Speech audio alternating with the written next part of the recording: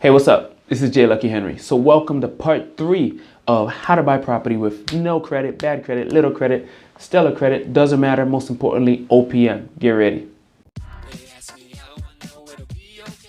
This is J. Lucky Henry, Keller Williams agent in the greater Boston area. You won't believe how many people need to get real. R-E-A-L. Real estate explained amazingly by Lucky in 90 seconds.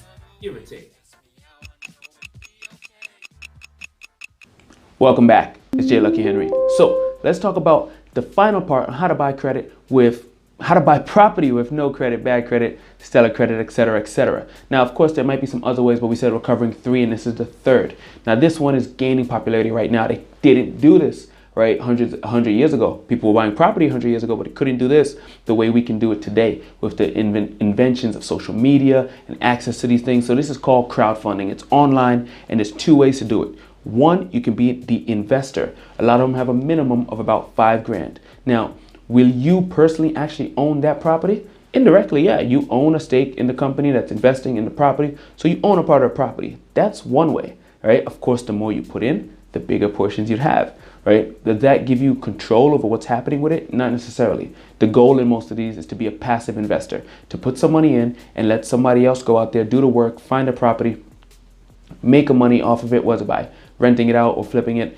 and you reap the benefits of getting ROI on your investment, right? The second way is to raise capital, right? Now, this way is you're going out, you're finding something, and instead of waiting to go through the pre-approval process, or maybe you don't go through because your credit's not as good and asset-based lending is too high and too expensive for you, right? There's not enough margin in your deal, so you go to like a crowdfunding store. Now, why is crowdfunding typically a little bit better on rates? Crowdfunding can be better on rates because there's less overhead, right? They're online. A lot of them are online companies. There's no offices, brick and mortar. Well, maybe no headquarters, but not tons of brick and mortar offices, not tons of people. They got their online base, a little hub, some people customer service, but lots of it is technology they set up to vet these deals. They talk, they do it. So the overhead's lower, which, my point, leads to lower interest rates on the loans, which is another viable option for someone looking to purchase property. So you can go there, and it's similar to hard money, where some of them are asset-based lending. If you don't know what I'm talking about when I say hard money or asset-based lending,